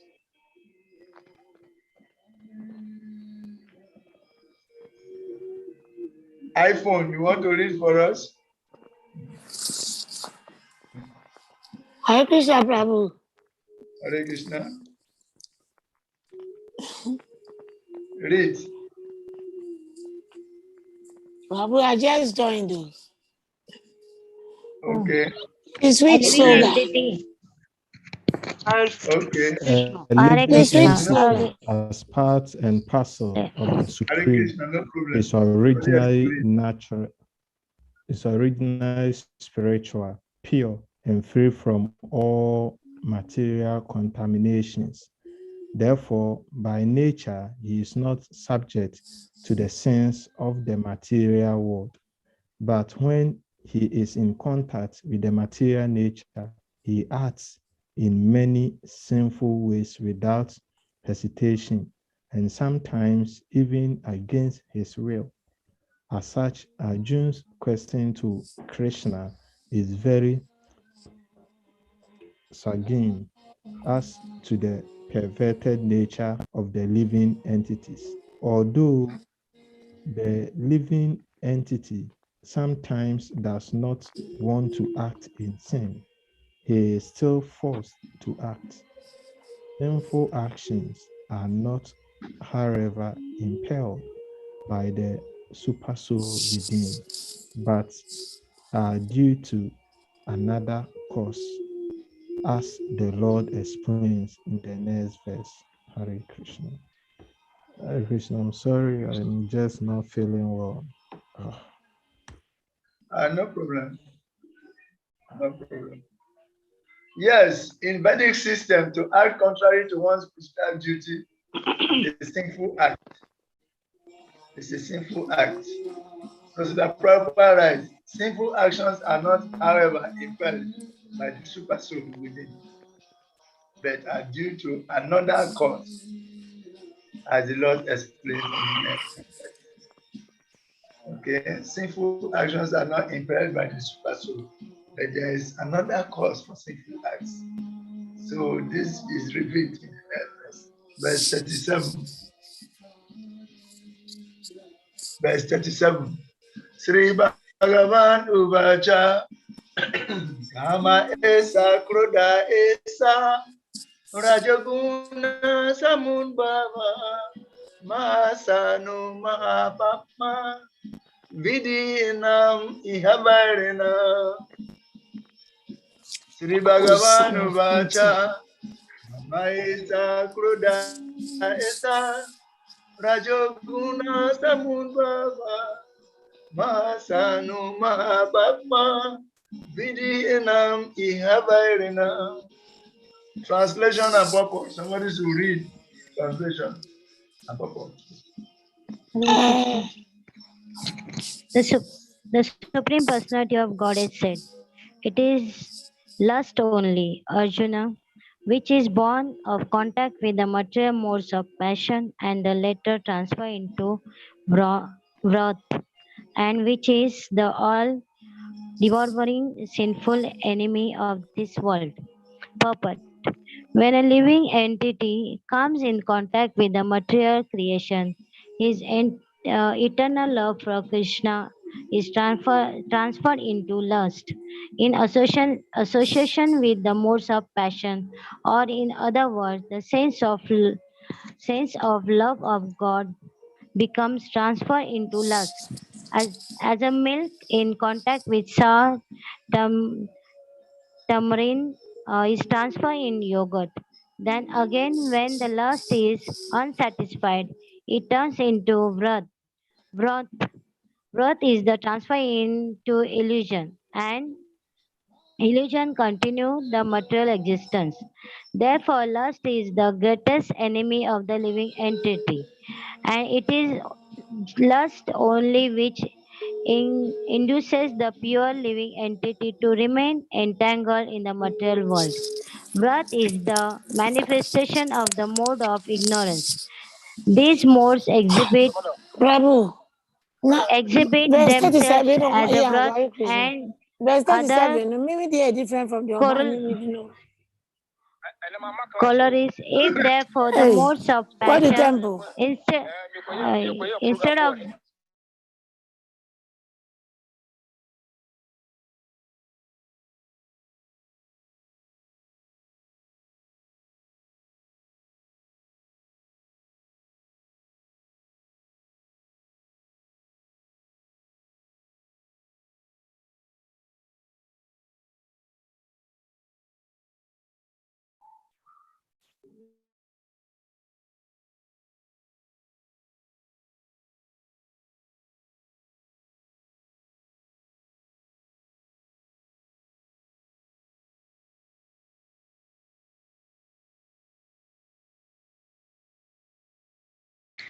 Mother, you can unmute yourself so that we can hear you. sorry. Yeah, we can hear you. I was reading like that. Yes. You didn't say anything. Oh, sorry. Just continue from where you are. No problem. Okay. The Supreme Personality of Godhead expanded himself into many of his ever increasing spiritual bliss, and the living entities are part and parcel of this spiritual bliss. They also have partial independence, but they misuse their independence when the service attitude is transferred into the propensity for sense enjoyment. They come under the sway of lust. This material creation is created by the Lord to give facility to the conditioned soul to fulfill these lustful propensities. And when completely baffled by prolonged lustful activities, the living entities begin to inquire about their real position. This inquiry is beginning of the Vedanta Sutra, wherein it is said, Thato Brahma Jigyasa. One should inquire into the Supreme, and the Supreme is defined in Srimad Bhagavatam as Jamadi Asyaya Yato Navya Navyad Itra Ratas Cha, or the origin of everything is the Supreme Brahman. Therefore, the origin of lust is also in the Supreme. If therefore lust is transferred into love for the Supreme, or transferred into Krishna consciousness, or in the other words, desiring everything from Krishna, then both lust and the vrat can be spiritualized. Human, the great savior of Hanuman, Lord Ram, Hanuman, sorry. Hanuman, the great savior of Lord Ram, exhibited his wrath by burning the golden city of Ravana. But by doing so, he became the greatest devotee of the Lord. Here also, Bhagavad-Gita, the Lord induces Arjuna to engage his wrath upon his enemy for the satisfaction of the Lord. Therefore, lust and wrath, when they are employed in Krishna consciousness, become our friend instead of our enemies. Thank you so much. Sorry for Hare, that. Hare Krishna, no problem. It's not a problem. Yes, so lust is more subtle than wrath. A man of lusty intentions may go undetected. An angry person, however, is easily noticed. So, lust is more subtle than anger. Anger is more gross. Okay, first point. Lust inevitably turns to wrath because it cannot be satisfied. When wrath is intense anger, it turns to wrath. Yes. Lust burns like fire. And like fire, it is all devouring. Because when lust clamors one's mental space, you cannot think properly, all your fans in the wrong direction. If fuel is added to fire, rather than satisfying the fire, it makes the fire burns more fiercely. In Raja Niti, instruction for Kshatriyas on diplomacy, it is said that an enemy is controlled with words, gifts, a position, or finally punishment. Lust, however, is Mahapapa, the mightiest enemy, and most of these ordinary methods will not defeat it. So Srila Baladev Vidyabhushan comments that danda or punishment is the only way to deal with lust. Lust arises from the mode of passion. Therefore, we should meticulously avoid the mode of passion or Rajaguna. Meticulously, we should avoid the mode of passion or Rajaguna if we wish to be free from lusty desire.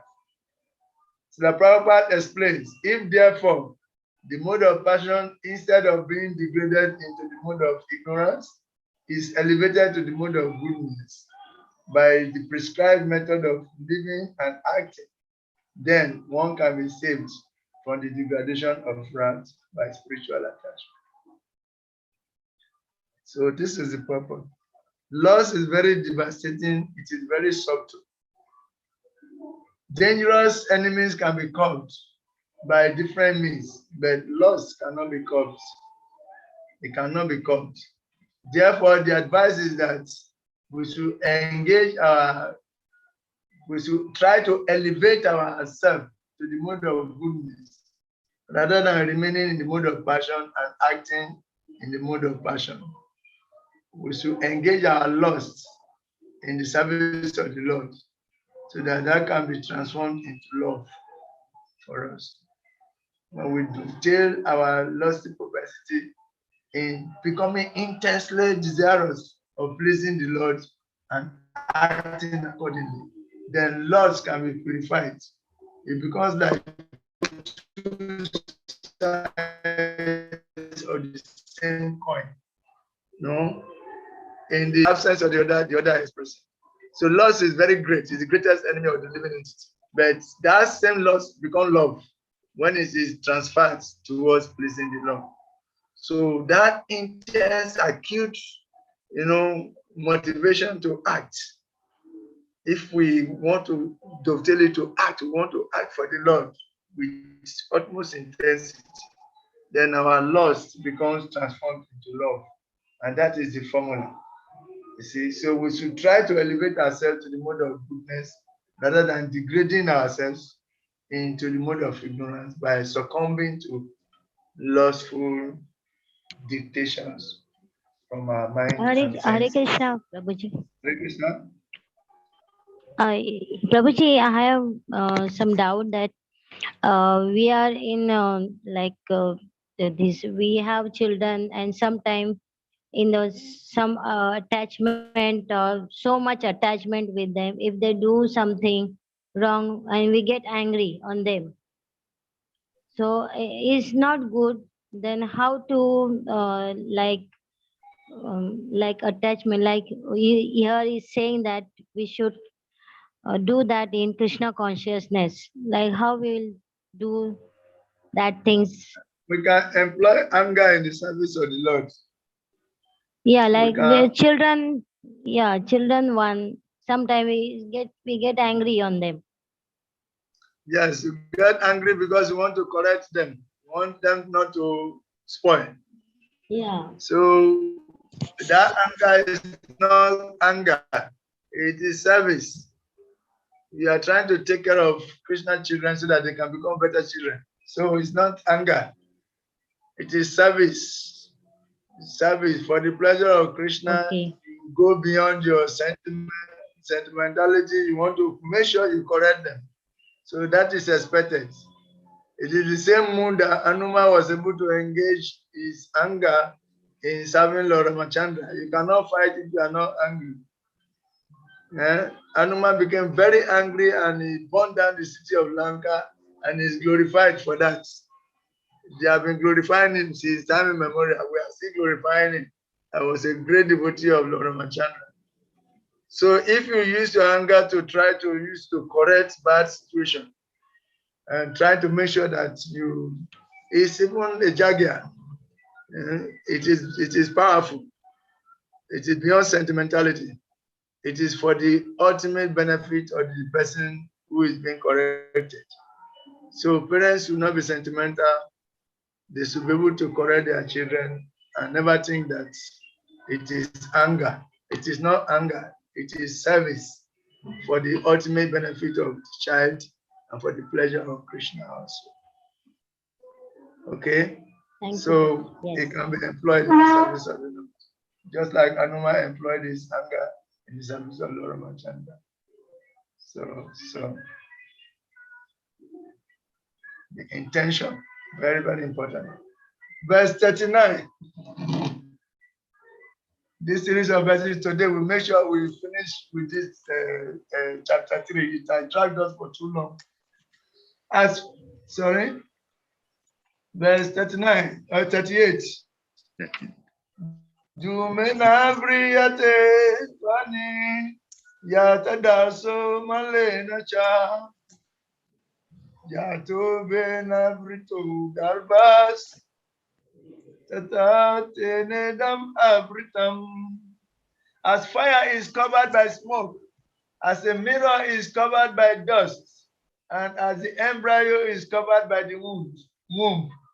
Similarly, the living entity is covered by different degree of lust. So that is it. There are examples. 3 examples are given here in order of increasing degree of covering. The first, as fire is covered by smoke, indicates a thin layer of covering, not very thick, because the heat and light may still be visible or usable. Now, when the mirror is covered by dust, the covering is thicker. We cannot see the reflection, but at least we can see the mirror. The thickness of covering is around the embryo, covered by the womb. The child within the womb can neither move nor be seen. Srila Prabhupada compares that to the non-moving entities, such as trees. Their covering is just like that of the embryo being covered by the womb. That is the mode of ignorance.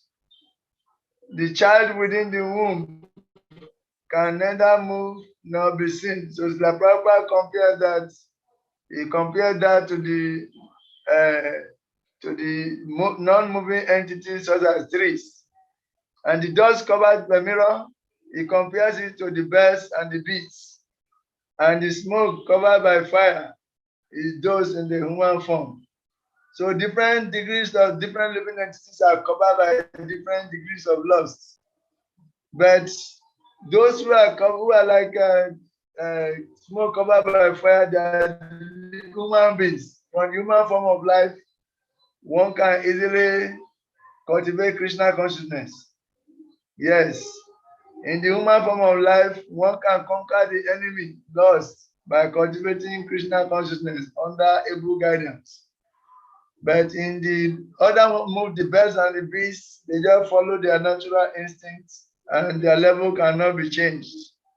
They just follow progressively, evolving. But the human form of life, we are given sufficient intelligence.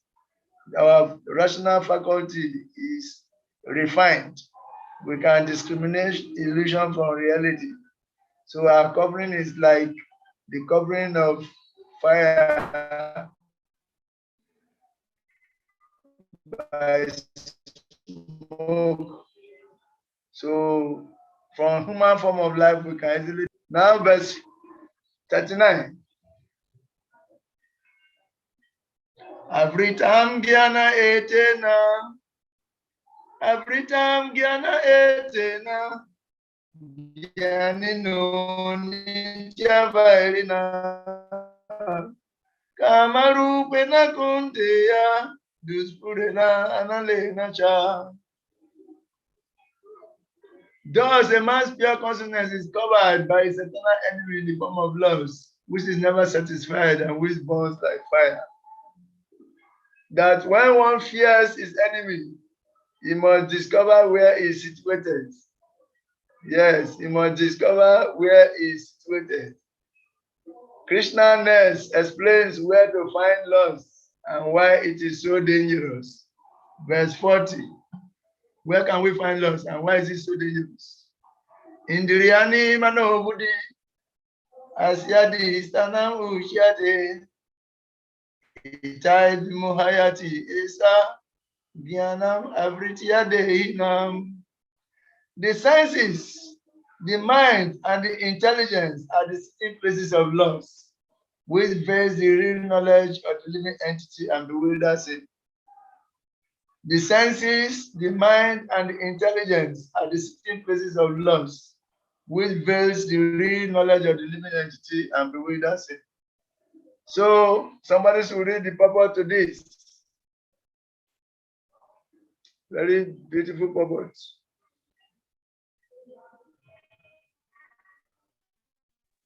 The enemy has captured different strategic positions in the body of the conditioned soul. And therefore, Lord Krishna is giving hints of those places so that one who wants to conquer the enemy may know where he can be found. Mind is the center of all activities of the senses. And thus, when we hear about sense objects, the mind generally becomes a reservoir of all ideas of sense gratification. And as a result, the mind and the senses become the repositories of lust. Next, the intelligence department becomes a capital of such lustful propensities. Intelligence is the immediate next door neighbor of the spirit soul. Lastly, intelligence influences the spirit soul to acquire the false ego and identify itself with matter, and thus with the mind and senses. The spirit soul becomes addicted to enjoying the material senses and mistakes this as true happiness. This false identification of the spirit soul is very nicely explained in the Srimad Bhagavatam 10:84-13. Read the purpose.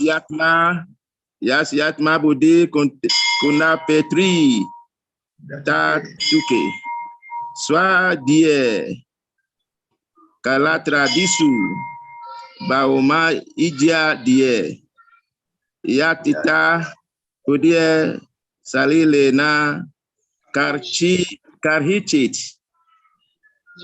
Ganesu abijisu na ivago karaha.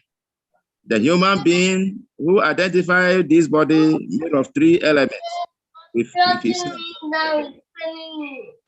who considers the byproduct of the body to be his kinsman, and who considers the land of his birth worshipable, and who goes to the place of pilgrimage simply to take a bath rather than meet men of transcendental knowledge there, is to be considered like an ass or a cow. Hare Krishna. Okay, yeah, loss is the greatest enemy because it covers our knowledge of the absolute truth. And as it has already been explained in verse 28 of this chapter, it is that knowledge which made the difference between working for Krishna and working for fruitful results. Srila Prabhupada explains in the purport to text 40 that the enemy has captured different strategic positions in the body or the conditioned soul, and therefore Lord Krishna is giving hints of those places so that one who wants to conquer the enemy may know where he can be found. Before a battle, we should know where to find our enemy. Krishna will therefore explain where and how to attack lust in our attempts to overcome its power. That brings us to verse 41. Tasmatwam indriyani atau niyamya bharata sabha papmanam prajahinam jnana vijnana nasana. Therefore, O Arjun, best of the Bharatas, in the very beginning, curb this great symbol of sin, lust, by regulating the senses and slay the desire of knowledge and self-realization. So, yes, of the senses, the mind and intelligence, of the senses, mind and intelligence, the senses are the grossest. The senses are the grossest, they are the outermost. Being gross, they are the easiest to control. Krishna therefore recommends that we begin to bring lust under control by regulating the senses. This is automatically done through the Vedic Bhakti process. The process of Krishna consciousness as enunciated by Srila Prabhupada, practiced in the International Society for Krishna Consciousness, automatically gives the formula. If you are following that process, your senses will be controlled. Yes. While controlling our senses, however, we should not neglect our intelligence. But the intelligence is like a god, that which they use in controlling the elephant. Is the next door neighbor to the soul. And its business is to protect us from Maya. So if the god has been corrupted by lust, however, the situation is as dangerous as when a bodyguard is bribed by the enemy. If our intelligence is corrupted, it is as good as the bodyguard of a very important personality being corrupted by pride. So this lofty intelligence influences the spirit soul to acquire false ego before we start from there. You see, it's very, very important that the intelligence is controlled. The senses can easily be controlled, but the intelligence cannot easily be controlled. But by scrutinizing, studying the scriptures, by stimulating our intelligence with transcendental knowledge, the intelligence can be purified. Okay? That is it. Otherwise, if the guards have been corrupted by lust, the situation is as dangerous as when a bodyguard is bribed by the enemy. It can easily kill the person. Thus, the materially contaminated intelligence, which works in the service of our enemy, should be neglected. We should instead accept the intelligence of Guru, Sadhu, and Sastri. Whatever we want to do, we have to confirm with Guru, Sadhu, and Sastri. If we are confused about something, we should consult with the Guru, the spiritual master, for him to clarify for us. Or we should also consult, we should see how other pure devotees have, they have reacted to situations, similar situations. That is sadhu. Or in the scripture, what do the scriptures say about this? So these are the three yardsticks to help to control the intelligence: Guru, Sadhu, and Sastra. We should consult with the Guru, we should consult with the Sadhu, we should consult with the Sastras. These are the three ways of helping to control the intelligence. Otherwise, corrupted intelligence is like a bodyguard that is being bribed.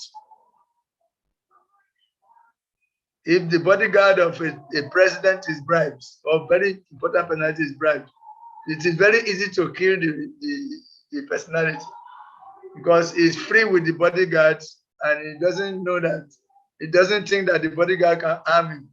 So he's free with him.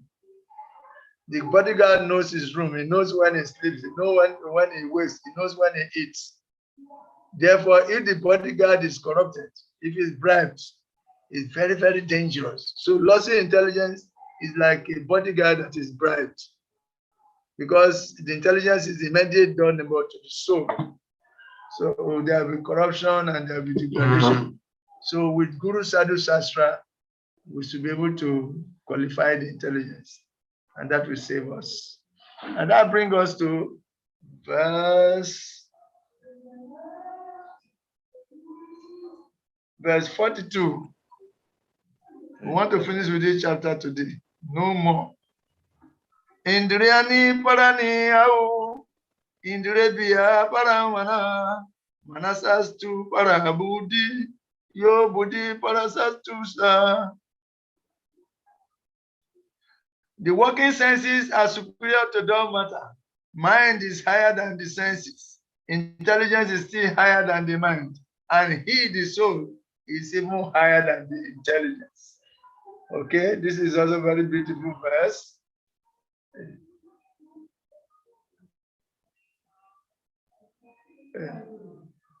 This is also a very beautiful verse.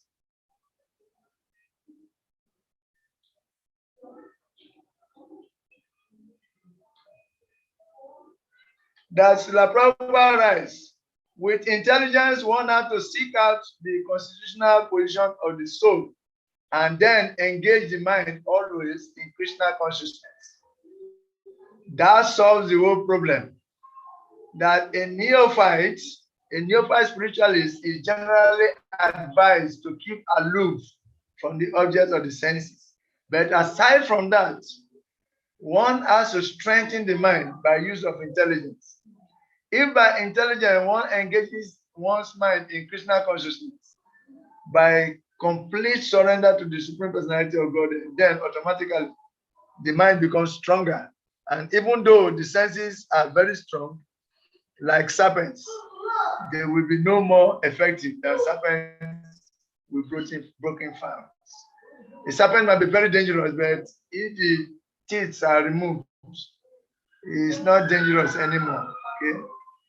So, but even though the soul is the master of the intelligence and mind, the senses are also still, unless it is strengthened by the association of with Krishna in Krishna consciousness, there is every chance of falling down due to agitated mind. So we have to be very, very careful to understand this and to engage the intelligence, engage the senses under the direction of the Sastri, the Guru, and Krishna in Krishna conscious activities. We have to engage the senses, the mind, and intelligence in Krishna conscious activities. And that automatically helps to control the senses. See, anything less than that, danger could abound. So the soul is the highest and can control all.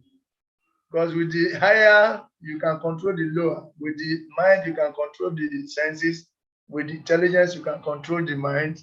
And with the soul, you can control both the mind, intelligence, and the senses.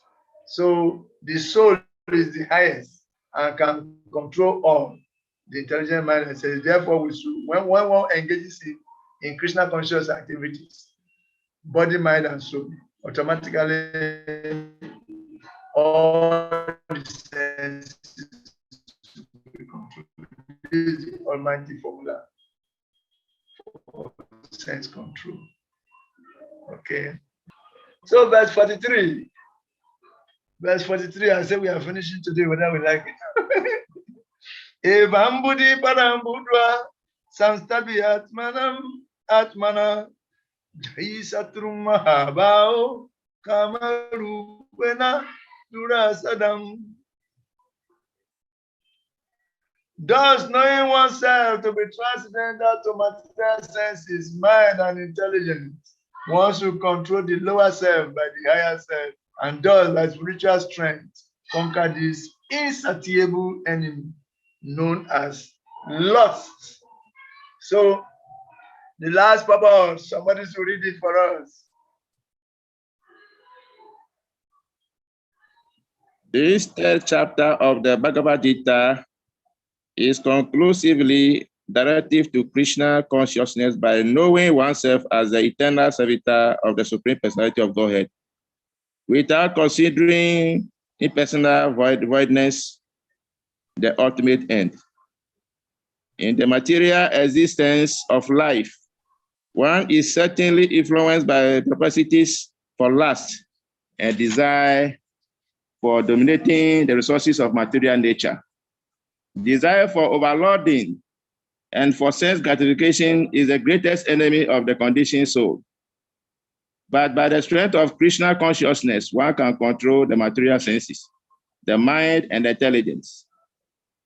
One may not give up work and prescribed duties at all, and prescribed duties of a sudden. But by gradual developing Krishna consciousness, one can be situated in the transcendental position without being influenced by the material senses and the mind, by steady intelligence directed towards one's pure identity. This is the sum total of this chapter.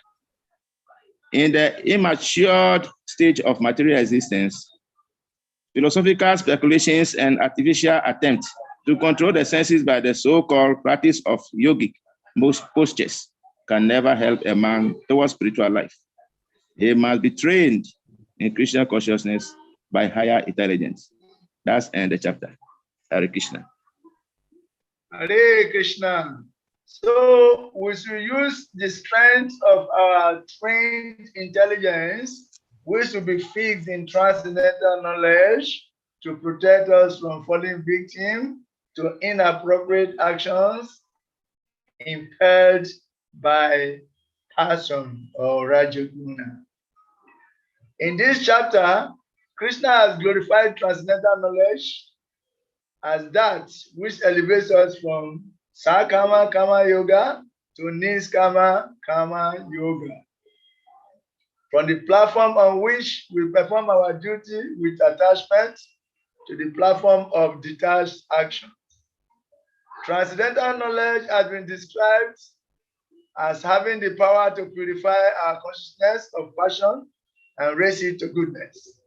Now, in the final verse of this chapter, Krishna has certified transcendental knowledge as being able to award our intelligence the strength to overcome lofty desires.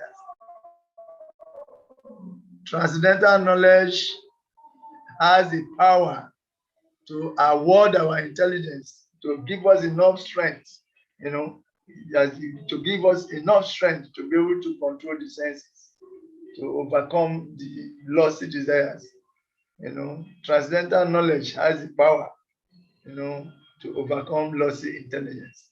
Now, after describing so many of the benefits of transcendental knowledge, Krishna will further glorify it in chapter 4. Srila Prabhupada summarizes this chapter as follows.